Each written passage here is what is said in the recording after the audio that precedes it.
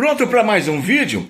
Ó, toda segunda, quarta e sexta nós temos uma entrevista diferente aqui, com temas variados. Só lembrando você, se inscreva, curta, compartilhe e aperte o sininho. Fique sabendo, depois da vinheta.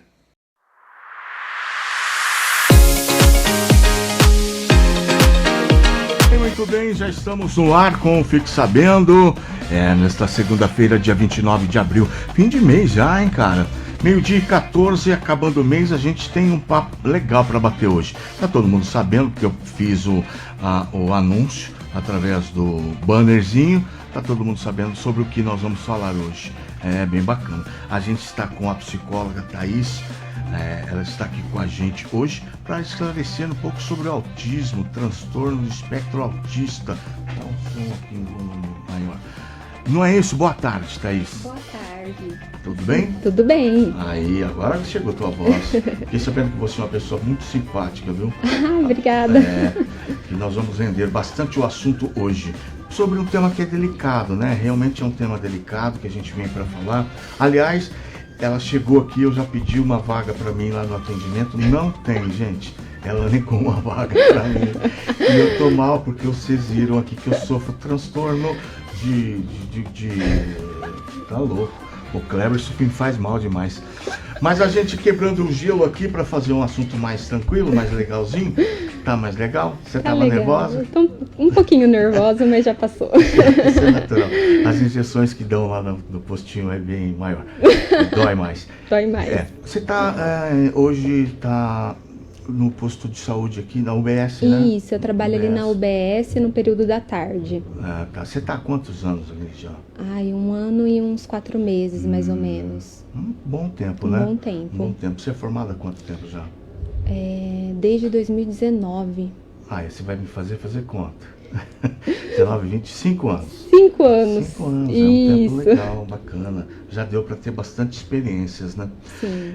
Você atende normal todos os assuntos lá, né? Todas as demandas, todas as idades, né? Desde o pré-natal até idoso. Então a gente trabalha assim com todas as idades e demandas. Bem amplo, né? Bem amplo. Bastante. 1 ano e meio é relativamente novo o teu trabalho. Sim. Ter psicólogo na UBS hoje é uma novidade, né? Porque a gente não tinha antes, às vezes era indicado para fora e tudo mais. E a demanda acabou crescendo bastante, né? A demanda vem crescendo bastante, né? Acho que a sociedade tem adoecido muito por conta dessa correria do dia a dia, questões de ansiedade, né? Então, é uma demanda muito grande, mas a gente tenta suprir, assim, dentro do município mesmo, né? Então, a gente tem ali eu e o psicólogo da manhã, tem os psicólogos nas escolas também que dão uma ajuda, assim, muito grande, mas é um campo que tem sempre uma demanda ali, né? Não se esgota, infelizmente, né? É bacana isso, saber disso, que está aumentando e aumenta bastante, porque havia muito preconceito com relação a psicólogo, a psiquiatra, né? Era todo mundo doido, eu não sou louco, eu não sou doido, eu não preciso de psicólogo. E havia uma resistência muito grande para lidar com o psicólogo. E hoje a pessoa sente a necessidade realmente, né? Ela sente que falta alguém. Aliás, ocupava-se o tempo de um médico, um clínico geral, por exemplo, porque a pessoa ia lá para desabafar. E isso é uma especialidade para o psicólogo ajudar ele a entender, né? Isso mesmo. Então, assim, tem crescido também esse quebra de estigma, né, em relação à nossa profissão. Isso é muito bom. As pessoas agora, elas não têm mais tanto preconceito, elas estão realmente buscando essa ajuda, né? E isso é muito importante, porque a gente consegue prevenir, né? Então, quanto mais a pessoa vai atrás, mais orientação profissional ela busca, melhor o resultado, melhor a gente consegue ali identificar o sofrimento e tratar. Então eu vejo que tem melhorado muito essa questão do preconceito. Antes as pessoas nem falavam, né? Eu não faço terapia, eu não preciso. Você é doido. Coisa de louco, né? E hoje em dia não. Hoje em dia a gente vê às vezes até as pessoas comentando, não, eu tô fazendo tratamento, acompanhamento, indicando, né, o tratamento.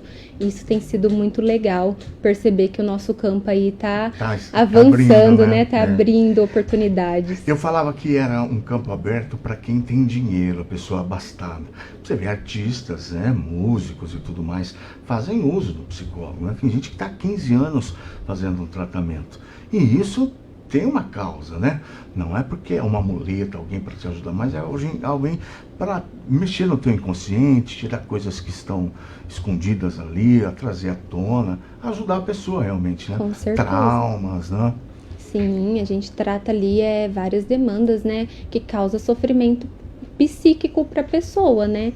Então a gente mexe com a emoção, com os traumas, às vezes com questões de comportamento, ajuda a pessoa a enxergar por uma outra perspectiva, né? Ajuda a entender, a lidar com situações às vezes do dia a dia que a pessoa não está conseguindo manejar. Então é um trabalho assim bem legal, tanto na prevenção quanto na promoção e na recuperação da saúde também, né? Foi um trabalho muito bem aplicado aqui em Veracruz, viu? Sim, muito. Porque eu vou citar um caso, mas não vou citar um amigo. Eu tô fugindo um pouco de assunto pra gente bater um papo, Claro. tá? Ele era dependente de drogas e tal. E ele, eu falei, cara, sozinho não dá, né? Muito difícil e tudo mais. Procura um psiquiatra, ele vai te dar um remédio para você controlar a ansiedade, né? Mas você precisa de um psicólogo para substituir os compromissos que você tinha do hábito do vício. Você vai ter que trocar toda uma história que você vinha fazendo por umas novas. E ninguém melhor para te indicar isso do que um psicólogo, né? Deu certo. Que bacana, é realmente isso mesmo, é um trabalho que a gente faz assim multiprofissional, né? Então o psicólogo, o psiquiatra trabalhando junto ali para o paciente ter uma melhora mesmo, né? Então a gente entra com o psiquiatra com um quadro de medicação, né? E a gente com as terapias alternativas para ajudar que aquele paciente, aquela pessoa tenha uma qualidade de vida melhor, né? Qual linha você segue? Da TCC, Terapia Cognitivo-Comportamental. É uma máxima essa hoje, né? Muito boa. É bacana, o pessoal esqueceu da Gestalt, esqueceu das outras coisas. Nossa, mas eu sou assim, eu acho que todas as linhas são importantes, né? Então dá pra gente trabalhar com cada um na sua abordagem, mas sem desmerecer nenhuma, então eu acho todas elas fascinantes. Bacana. Mas eu me identifico bastante com a TCC. Porque você teve contato com as outras também, né? Tive contato, né? Na faculdade, a gente fazia os estágios, bem legal. Bacana. Você estudou em Marília? Em Garça, na FAEF. Ah, tá, entendi. A gente precisa trazer o psiquiatra pra cá, tá? Pra gente falar, isso cobra pra mim, porque a Carolina tá cobrando também. Carolina é uma mão na roda pra essas coisas pra gente. Mas a gente tá aqui pra falar sobre o transtorno do autismo, né? Sobre esse tipo de situação. Em que momento que aparece esse transtorno, Thaís? Ele é mais identificado na primeira infância, geralmente entre os 2, 3 anos de idade. Mas é muito importante que os pais façam um acompanhamento com o pediatra, com o médico de saúde da família, porque os sinais e os sintomas, eles podem ser percebidos desde os 6 meses de idade. Então, assim, é aquele bebê que com 6 meses, ele não esboça um sorriso, ele tem a dificuldade de ter contato visual com a mãe durante a amamentação, né? Então, a gente precisa sempre estar acompanhando o desenvolvimento do bebê. E aí, com 9 meses também, né? A gente já espera ali que com 9 meses o bebê, ele interaja mais, ele olha para quando a gente aponta para um objeto, né? Ele responde aos chamados, né? Então, você chama pelo nome, o bebê já entende que ele chama Gabriel e ele já olha, né? E aí, se tem essa ausência, a gente já precisa ficar em alerta, né? Então, identificado, a gente consegue identificar isso precocemente. Mas o diagnóstico mesmo, ele é fechado por volta dos 2, 3 anos de idade, né? Mas o que é importante também a pessoa e a população saber? O diagnóstico, ele é fechado com 3 anos, mas o tratamento a gente pode começar antes. Então, por exemplo, se a criança com 1 ano e pouquinho já apresenta uma dificuldade ali na fala, já dá para começar esse tipo de intervenção sem ter o diagnóstico, Entendi. né? Então, acho que isso é importante, a gente já estimular aquilo que a criança tem dificuldade, né? Para que ela alcance ali o marco do desenvolvimento. Até os 1 ano e meio, mais ou menos, a dificuldade na fala é passível de, Sim, né? Não é comprometedor em dizendo que não, tá. Mas é algo que se chama atenção, é que assim, né? por exemplo, uma criança com 1 aninho de idade, né? A gente espera que essa criança ela já balbucie, né? Então, se essa criança ela já tem essa ausência, não é que vai ter o autismo, né? Mas é um sinal de alerta, então a gente não pode deixar passar, né? Então, sempre fazer acompanhamento com o médico, com o pediatra, para estar acompanhando e ver se realmente é um atraso ali no desenvolvimento ou não, né? Mas o importante é sempre a gente ficar atento aos sinais, né? Aqui no posto, na UBS, nós temos esses profissionais que podem acompanhar? Tem, né? Tem psiquiatra, né? Os médicos de saúde ali, os clínicos gerais, que também, né, tem capacidade para acompanhar o desenvolvimento. Temos uma equipe multi, então, assim, tem a nutricionista, fonoaudiólogo, né? Fisioterapia, assistente social da área da saúde também, psicólogos, né? Tem o psicopedagogo que também entra na questão quando é um pouquinho mais maior, tá com alguma dificuldade na escola. Então, assim, aqui a gente tem uma equipe muito boa e uma equipe grande de profissionais para estar acompanhando e melhor encaminhar quando necessário, né? Entendi. Quando você fala da amamentação, a dificuldade do contato visual com a mãe, né? É comum o bebê estar se amamentando e estar trocando olhar com a mãe? É isso? Sim, comum. Porque eu pergunto isso porque a gente, pensando nas mães mais simples, né? Que não têm acesso a essas informações. E às vezes não tem, né? Não dá tanta atenção. Né? A gente também tem mães de 13, 14 anos de idade, infelizmente, e que não se atentam a isso, né? Exatamente, é que são sinais bem sutis, né? Então, às vezes as pessoas acabam também não percebendo, mas é normal, né? O contato visual desde cedo. Então, a criança que olha nos olhos, né? A criança que, por exemplo, segue ali com os olhos por exemplo, tem um cachorrinho passando, a criança ela já olha, né? O bebezinho já tem essa interação, né? E aí, às vezes, essa ausência de interação, então, por exemplo, aquele bebê que é mais quietinho, que não gosta tanto de contato, então, a mãe coloca no berço, a criança fica quietinha. Estática. Fica. E aí, quando a mãe pega, ela chora demais, porque tem essa questão do contato também, né? Não gostam disso. Não gostam. A sociabilização deles é difícil. Comprometida, né? E logo cedo, assim? Logo cedo já dá para identificar. Em alguns casos, não, né? Mas em alguns casos, sim. Então, tem casos que às vezes demora um pouco mais para a gente conseguir identificar e às vezes não consegue identificar assim logo nos primeiros meses de vida ali com 6, 9 meses. Mas em alguns casos dá pra gente identificar desde novinho. A gente imagina, falando de uma classe não tão favorável assim, uma menina de 16 anos, ela vai pegar esse neném no colo e não sabe que tem um transtorno desse. E a criança chora, ela vai ficar brava, ela vai se remoer, ela acha que a culpa é dela, não é da criança, e acaba rolando uma agressão ali, não é? Com certeza, né? Às vezes a criança, por sentir esse incômodo, né, na hora do contato, né? Ela pode ficar irritada. Às vezes também tem essa questão de chorar muito por questões sensoriais também. Então pode ter uma alteração sensorial, né? Que é isso? A criança que não gosta de barulho, né? Não é que ela não gosta, ela tem ali uma sensibilidade, né? Para barulho, então ela vai chorar um pouquinho mais. Às vezes sensibilidade também ao toque, sensibilidade às vezes à textura. Então, assim, uma roupa que coloca incomoda mais aquele bebê. E às vezes a criança chora muito e tá amamentada, tá alimentada, né? Leva no médico, às vezes não tem nenhuma condição de saúde para tratar, mas a criança continua com aquela irritabilidade, né? E quando é muito novinho, é difícil a gente identificar o porquê que chora tanto, né? Porque ele não sabe fazer a queixa. Não sabe também, falar, né? Então tá nesse processo aí de desenvolvimento.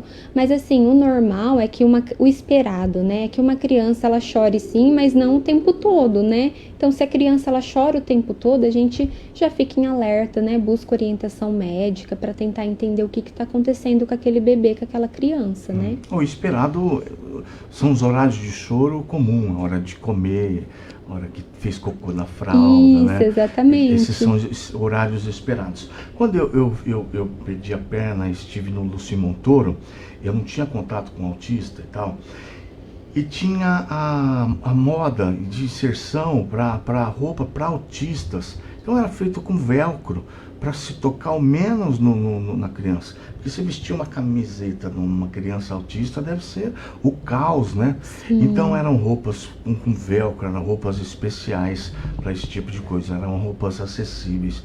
Bem legal o trabalho, né? É legal mesmo. Então isso ajuda muito com essa questão sensorial, né? Da sensibilidade que eles sentem. Agora a gente vai fazer um rápido intervalo comercial e daqui a pouco a gente volta com a Thaís para a gente entender um pouco mais sobre o autismo, tá? O assunto é legal, liga para tua irmã para ela ligar o rádio, para ela entender o que é isso também, tá joia? É, garoto, é desse jeito. Estamos de volta com Fique Sabendo. Minha voz tá estourando aqui, né? Deixa eu controlar aqui. Fico animado. O papo com as meninas tá bom pra caramba. A gente aprende bastante coisa. A gente aprende sobre tudo aqui. Só não aprende quem não quer. A gente está falando com a... Qual que é o teu nome mesmo? Thaís. A gente está falando com a Thaís aqui, a psicóloga. Ó, tem bastante recado para você aqui, ó. A Carolina, profissional excelente. A Arcelei Santos Martins, linda. A Amanda Aquino, profissional ímpar, prestativa. Cláudio Luiz Dotti está assistindo também. A pessoa participando com a gente aqui, ó. E tem mais? Não, depois eu leio mais, se chegar. Escuta, eu tenho escutado, eu não sei se é fake news ou não, mas que tem aumentado o número de casos de autismo, é isso? Isso, a gente tem aí um dado, né, da última pesquisa que foi feito, que 1 em cada 36 crianças nascem com autismo, né? E também tem a questão do diagnóstico que antes não era feito, né? Entendi. Então, assim, antigamente as crianças com autismo, as pessoas com autismo, elas não eram tratadas com esse diagnóstico, né? Hoje, com essa possibilidade de diagnosticar, então tem essa impressão que os casos têm sido aumentados, que tem aumentado os casos, né? Mas na verdade é o diagnóstico correto que está sendo feito e isso é muito bom. Algumas pessoas acabam às vezes tendo um certo receio em relação ao diagnóstico, mas é isso que possibilita para a pessoa ter um tratamento adequado. Então, quando eu sei o que eu tenho, eu consigo um tratamento eficaz, né? Então, conforme o diagnóstico vai sendo dado, dá essa impressão que tem esse aumento nos casos, né? Entendi. Mas tem sim esse estudo que foi realizado que 1 em cada 36 crianças nascem com autismo, né? Mas é mais o avanço das profissões? Tem as causas... Dos diagnósticos? Tem a questão do diagnóstico e tem as causas também, né? Que a gente sabe hoje em dia que o estudo científico mais recente, que é causa genética, e temos os fatores de risco, né? O que são os fatores de risco? Prematuridade, questão de infecção durante a gestação, idade paterna e materna, tratamento com ácido valproico durante a gestação, né? Baixo peso no nascimento, né, do bebê. Então, esses são fatores que a gente chama fatores de risco. Significa que uma criança prematura ela vai nascer com autismo? Não é uma via de regra, né? Mas pode sim acontecer, porque é um fator de risco para o autismo. Então, a gente precisa também ali durante o pré-natal, né? Fazer o pré-natal certinho, para a gente tentar também ter um acompanhamento e evitar esses fatores que a gente chama de risco. Tá. Aí, no caso, genético, eu diria que 80%? Genético, 80%. De 80% a 90% é genético, segundo a ciência. Por quê? Porque esse transtorno se desenvolver depois do nascimento é mais difícil, né? Não existe. Não existe, É né? um transtorno aí do neurodesenvolvimento, né? Então a pessoa Entendi. já nasce com autismo, ela não se Entendi. torna autista ao longo da então vida. 90%, 99%. Sim. Tá certo, me corrigiu, tá certo. Escuta, eu ouvi dizer também que são violentos essas crianças com autismo, depois que se desenvolveu, depois de 2 anos, depois do diagnóstico. Acho que a antissociabilidade, é isso? É assim, a gente tem níveis de suporte que a gente fala, né, dentro do autismo, né? Por isso que chama espectro. Então, dentro desse espectro, a gente tem o nível 1, que é o leve, nível de suporte 1, o nível de suporte 2, que é o moderado, e o nível de suporte 3, que é o grave, né? Então, aí vai depender do nível de suporte de cada um. Digamos que o nível de suporte 1, ele tem ali um comprometimento, ele precisa de um suporte, mas ainda assim ele consegue levar uma vida normal, com pouca ajuda, né? Então, às vezes é mais uma questão ali de dificuldade de se comunicar, e com a terapia, as terapias alternativas, ele consegue desenvolver isso. Já o nível 2, né, ele tem um prejuízo um pouquinho maior nas interações sociais, né? Então também precisa de um suporte ali para ajudar nas questões do dia a dia. O nível 3, que é o grave, né? Nível de suporte 3, ele precisa de ajuda, porque geralmente são aqueles casos que é não verbal, ou então que precisa de ajuda para questões básicas ali do dia a dia, como escovar os dentes, né? Precisa também, assim, de um auxílio. Às vezes a criança ou o adulto que é não verbal, ele até consegue escrever, né? Ele consegue até desenvolver, por exemplo, um livro, escrever um livro, mas tem dificuldade de sociabilidade, então não consegue interagir com outras pessoas, não consegue, às vezes, fazer coisas básicas como sair para dar uma volta, né? Porque isso exige muito de interação social, de comunicação, né? Então, às vezes tem a questão da comunicação não verbal, mas tem aquela dificuldade do autista que fala, mas que também tem a dificuldade de se comunicar. Então, às vezes ele não consegue iniciar um diálogo ou manter um diálogo. Isso atrapalha muito as relações interpessoais. Então, não consegue, às vezes, se relacionar. Então, aí vai depender muito do nível de suporte. Mas tem, sim, os casos que são, por exemplo, assim, agressividade, mas por quê? Às vezes a criança ou o adulto, ele não está sabendo lidar ou não consegue lidar com aquilo que ele sente. Então, eles têm muita dificuldade também de expressar as emoções. Então, não consegue, por exemplo, igual a gente fala o que está sentindo. Eu estou sentindo muita raiva, né? E o autista, na maioria das vezes, ele não consegue falar sobre as emoções. E aí é onde ele acaba tendo crises, porque não consegue lidar com aquilo ali, né? Mas a gente tem os tratamentos que ajudam muito, às vezes com a medicação e as terapias alternativas que também dão essa ajuda. Entendi. No caso, então, o tratamento melhor a princípio seriam os pais, né? A interpretação dessa expressão que ele está fazendo, né?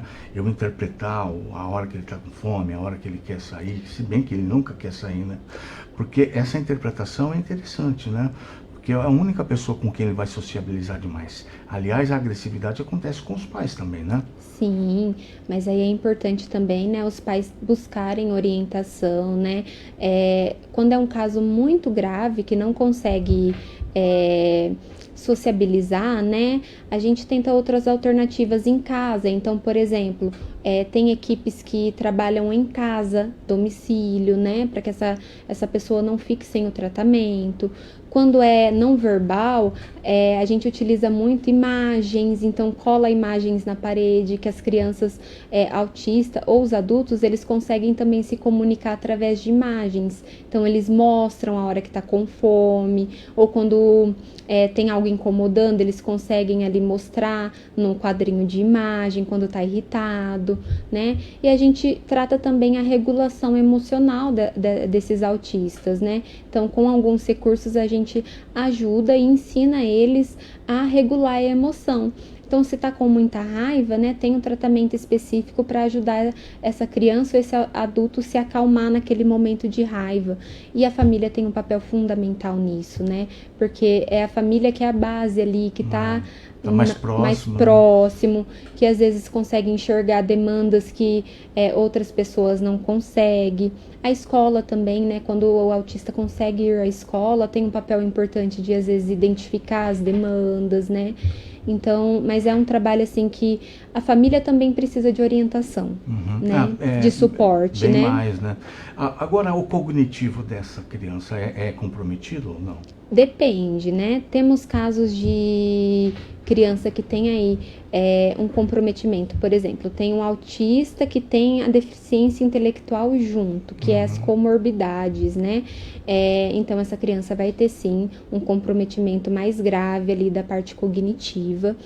Mas tem autistas também que têm uma capacidade de hiperfoco muito grande, que tenha o autista, ele não digamos assim, não falta inteligência nele, tá bom? Você falou até da questão dele escrever um livro, né? Isso, porque tem a questão do hiperfoco, às vezes ele consegue ali desenvolver essa habilidade, né? Então, às vezes, se ele gosta de escrever, ele vai focar naquilo ali e vai ser muito bom naquilo ali. O lado criativo das crianças com autista, dos autistas também é bem aguçado, né? Então, às vezes, música, essa parte mais criativa, eles se dão muito bem. Mas, assim, não, a parte cognitiva, em alguns aspectos, ela pode, sim, ser afetada, né? Mas aí precisa da avaliação, ver qual o grau de autismo, se tem alguma comorbidade junto ou não. Mas eles conseguem desenvolver bem, né? Com o tratamento, consegue acompanhar e ter um bom desenvolvimento ali, consegue acompanhar os marcos do desenvolvimento que a gente fala, né? Ele é sempre acompanhado, né? Porque você falou de ir à escola, né? E de estar na escola, ela está numa sala de aula e tudo mais.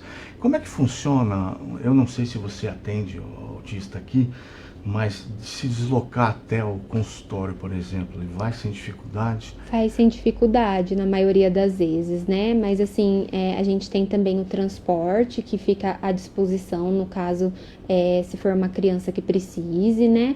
Então, o transporte ali do município está sempre à disposição para levar, caso necessário. Mas, a maioria das vezes, eles conseguem ir, sim, eles gostam até da terapia. Sim, não tem tanta dificuldade para ir, né?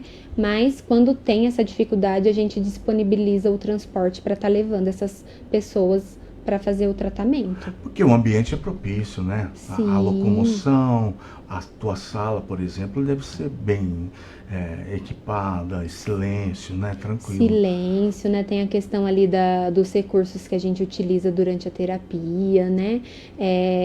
Com crianças a gente usa bastante a parte lúdica que eles adoram para estimular, e aí nessa parte a gente consegue estimular também a cognição delas, o pensamento, né? Então, eles não sentem tanta dificuldade de ir até a terapia, né? A não ser que for os casos mais graves, né? Então, aí, geralmente também a gente faz o encaminhamento desses pacientes para centros especializados, quando a gente não consegue suprir aqui no município.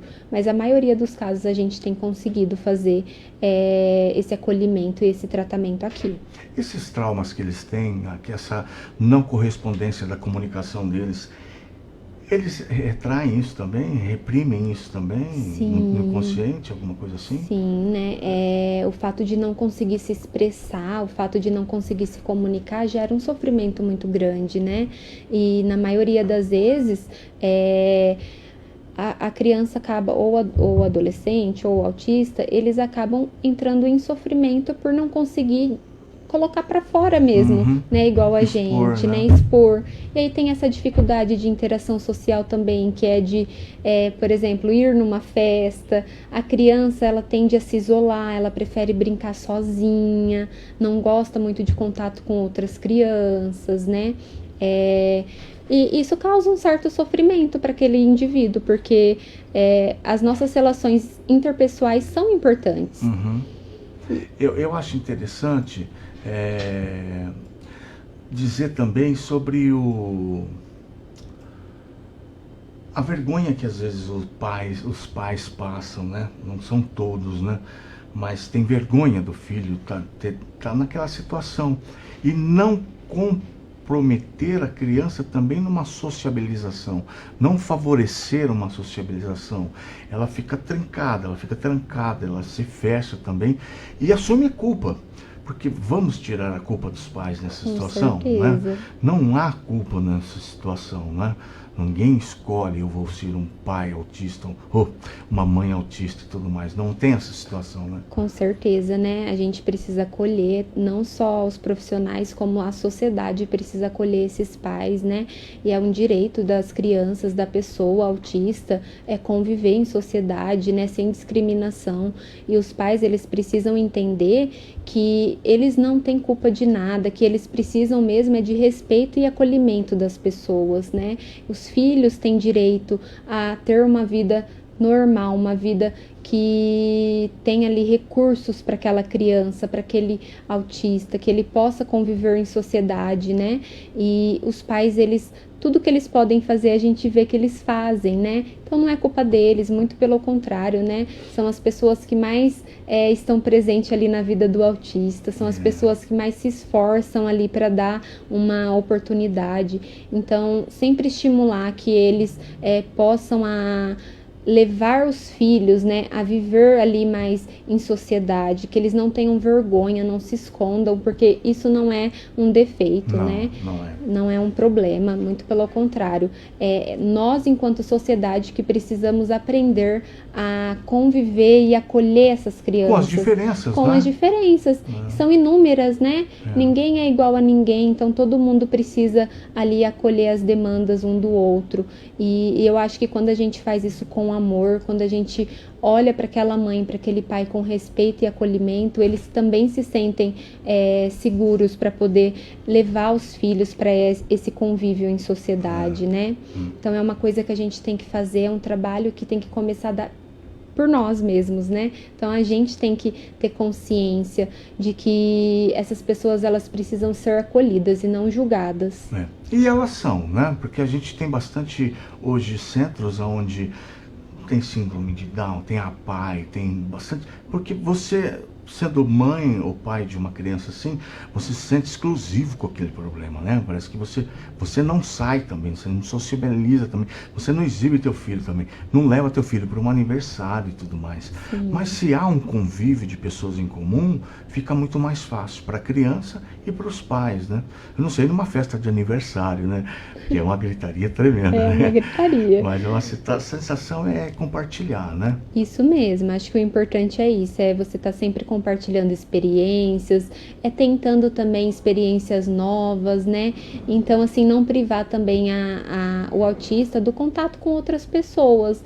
E geralmente, por mais que seja difícil para ele manter aquele contato, aquela interação, mas com o tratamento e o apoio da família, ele vai conseguindo, né? Do jeitinho dele. Então, por isso que a gente precisa respeitar. Então, se a criança ela não quer o contato, a gente não vai lá abraçar a criança, a gente respeita. Então, os pais, eles conseguem também essa interação em outros lugares, né? Conseguem levar as crianças, desde que respeitando os limites delas, sem ultrapassar o limite do autista. E se a pai e a mãe tiver dificuldade, tem tratamento também. Vamos fazer um rápido intervalo e daqui a pouco a gente volta, tá, Thaís? Bom. Beleza? Daqui a pouquinho a gente volta. Muito bem, já voltamos. Estamos de volta para o último bloco deste que está sendo uma aula para mim, realmente. Vamos ouvir elas falar. O que você está falando, Carol? Segunda-feira, 29 de abril, meio-dia e 42. A psicóloga já está mais calma agora, tá legal. A Rosane Rodrigues Tiosi é um fofo. Também te achei uma fofa, viu? Quero ir de novo, você virá assim. Rosane Rodrigues, maravilhosa. Ju Freitas, maravilhosa. O pessoal tá todo mundo te elogiando aqui, o Thaís. Obrigada. Minha excelente psicóloga, amo. Vocês vão sair para eu entrar. Não tem mais lugar. Eu quero me tratar, cara. Eu vou ficar assim, ficar doidão assim o resto da vida. Escuta, falando em tratar, autismo não tem cura. Não. Não tem, né? Não tem cura, mas tem tratamento. Tem tratamento. Tratamento. E quanto antes a gente iniciar o tratamento, melhor para aquela criança ou para aquela pessoa que tem uma dificuldade de desenvolver-se, né? Então, se eu percebo que a criança ela tá ali com atraso no desenvolvimento, a gente já começa com a intervenção para que essa criança se desenvolva e consiga alcançar o marco do desenvolvimento de outras crianças, né? Da mesma idade dela. E o tratamento também ele é multidisciplinar, então a gente faz em equipe ali um trabalho. Se precisa trabalhar, por exemplo, a seletividade alimentar, a gente trabalha junto com a nutricionista, a linguagem com a fono, a questão motora com o físio, questões emocionais e de comportamento com a gente, com o psiquiatra. Então, assim, o tratamento ele é bem abrangente, é individual para cada paciente, é individualizado, né? Então, a gente senta, a gente vê o que aquele paciente necessita, qual a demanda que ele está ali em sofrimento, que a gente precisa tratar. E aí a gente trata. E quanto antes a gente fizer esse tratamento, esse acompanhamento, melhor vai ser o desenvolvimento e a qualidade de vida dessa pessoa, né? Então, às vezes a pessoa tem um autismo que ela leve ou até moderado e ela começa a tratar desde cedo e ela consegue alcançar ali o marco do seu desenvolvimento e ela consegue levar uma vida com qualidade de vida e uma vida normal, né?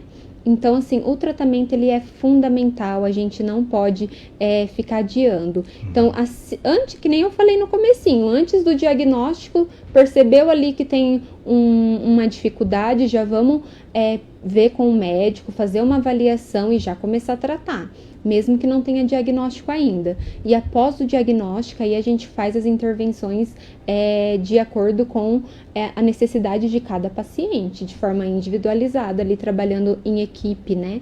Para que esse paciente consiga aí ter um desenvolvimento mais rápido, um desenvolvimento pleno.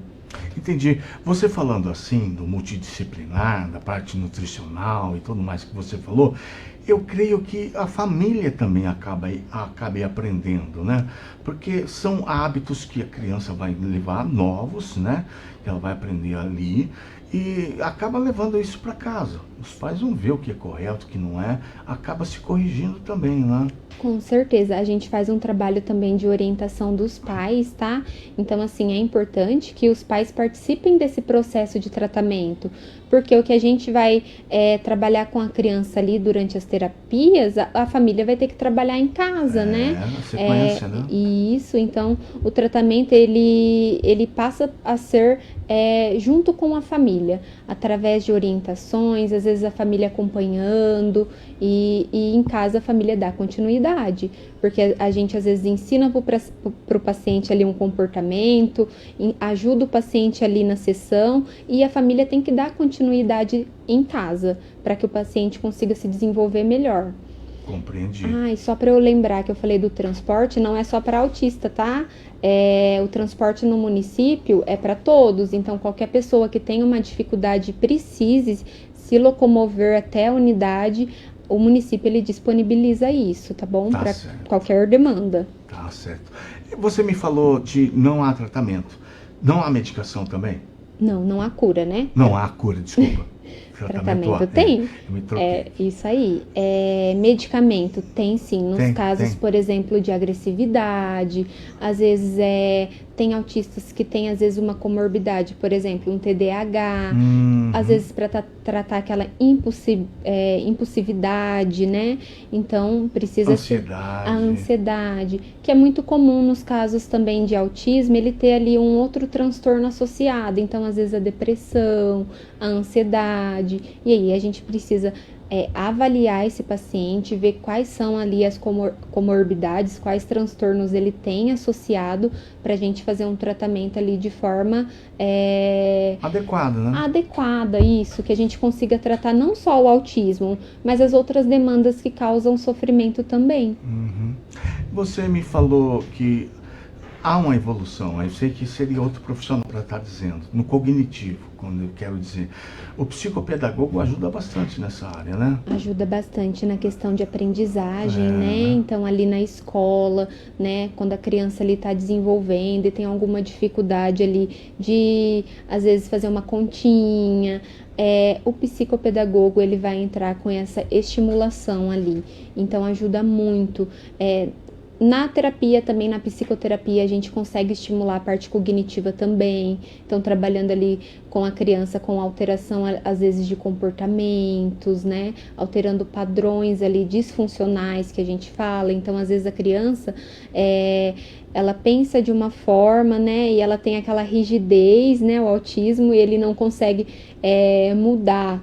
E aí, com a terapia, a gente ajuda ele a fazer essa flexibilização cognitiva para que ele melhore aquele padrão de comportamento, de pensamento, e aí tem uma melhora na cognição também. Uhum. Entra o papel do ego aí no caso, né? Porque uma criança autista talvez não tenha um ego para equilibrar o que é o impulso dele e o que é o mundo real externo, né? A minha forma de expressar, a minha forma de me colocar. Sim. E vocês educam nessa linha, né? Com certeza, a gente faz ali uma psicoeducação, a gente trabalha aí essa questão de impulsos, a questão de regular as emoções, ajudar a criança a entender o que ela está sentindo, qual que é a função daquele sentimento, daquela emoção, né? Então, às vezes a criança, ela tá irritada e ela não sabe o porquê, ou às vezes ela tem medo e ela não entende por que ela tá com medo daquilo. E aí entra o nosso papel ali de ensinar para aquela criança, né, e ajudar ela a lidar com aquele sentimento. E o teu papel especificamente qual é? Suporte emocional, então ajudar na alteração de comportamentos, né? Então a criança, por exemplo, o autista que tem um comportamento ali que não é funcional, a gente, através da terapia, a gente faz a modificação desse comportamento, né? E aí vai depender da demanda, entra a questão emocional também de sentimento, então às vezes tá com ansiedade, a gente trata a ansiedade. Com o seu verbal? Com o verbal. Ele ouve bem? Ouve, né? Às vezes a gente consegue com reforço positivo, então reforçando as ações do paciente. Então, às vezes a gente utiliza figuras, porque eles gostam muito eles entendem muito quando você mostra, visualiza, né?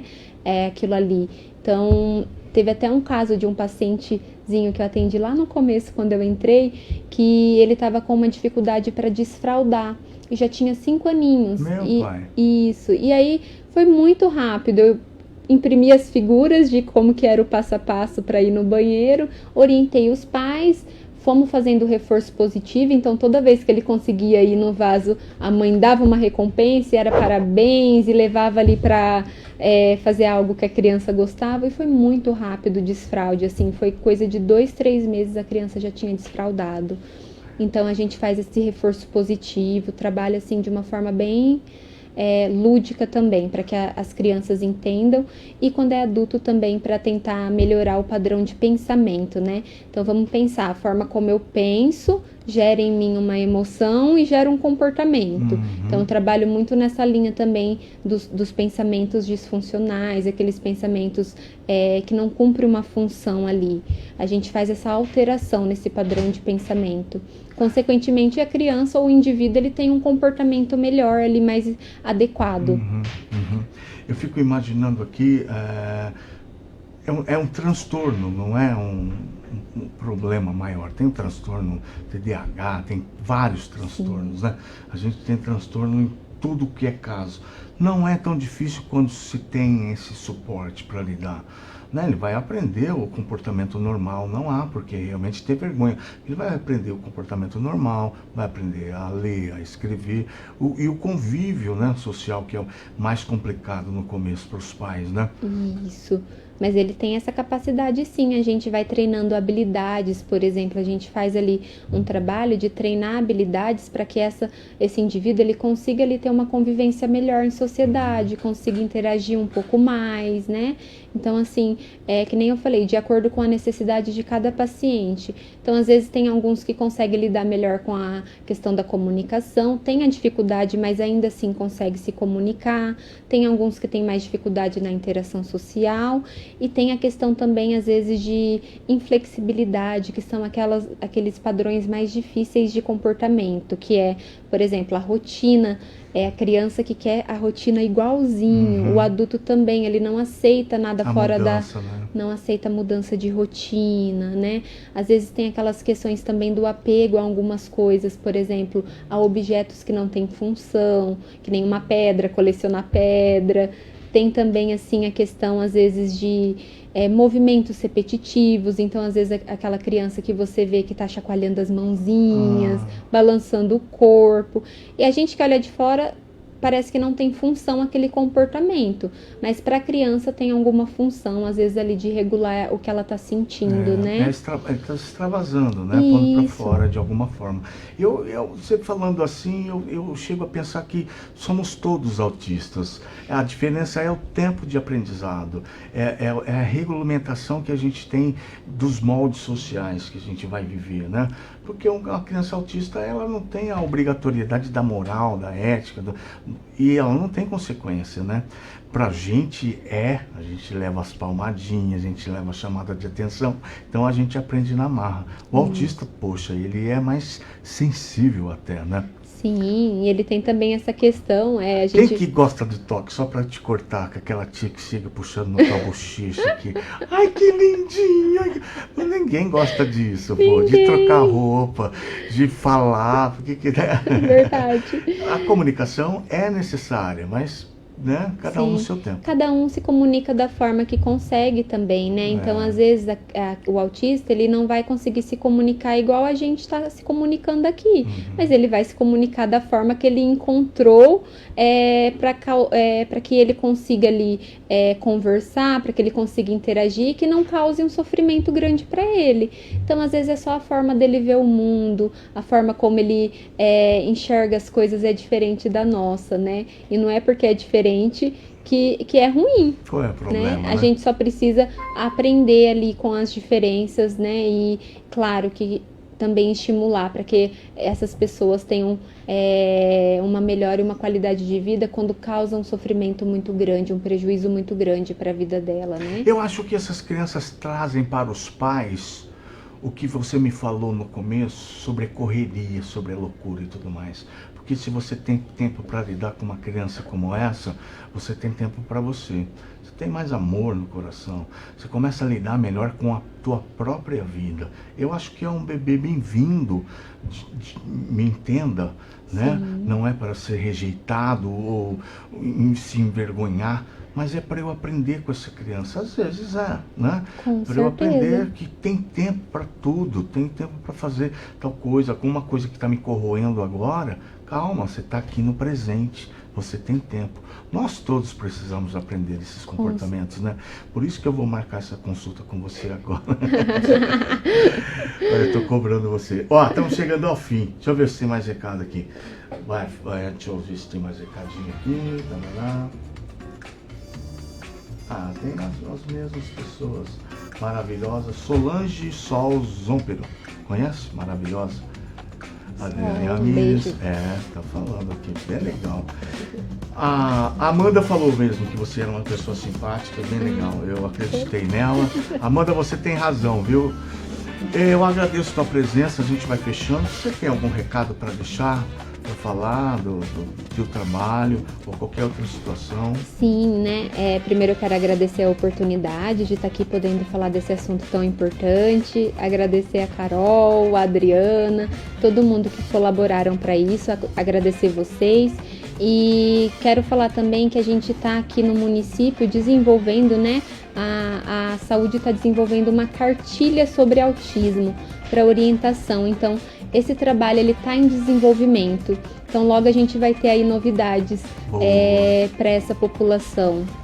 Porque é interessante a gente saber disso tudo, né? Síndrome de Down, a deficiência visual, o que é, como é que eu lido com essa pessoa, Libras, como é que eu falo, por que eu não aprendo sobre tudo, né? Para mim é um crescimento, né? Com certeza. E é uma forma melhor de eu lidar com quem está se aproximando de mim, né? Sim, então estamos desenvolvendo esse trabalho aqui no município, né? Legal. E quero agradecer vocês e agradecer a população também que estava aqui ouvindo e acompanhando o meu trabalho. Tá, joia. Obrigadão, viu? Até mais. E quarta-feira, o que a gente tem, Carol? Carol, a minha agenda. Só ajuda. Não é? Ah, então tá bom. A gente vai ficando por aqui então, galera. Fiquem todos com Deus. Quarta-feira a gente tá com uma entrevista maravilhosa aqui. Eu não lembro quem é, não. Mas eu não vou falar também, que é surpresa e eu divulgo nos grupos, tá ok? Beleza? Fiquem todos com Deus e até a próxima.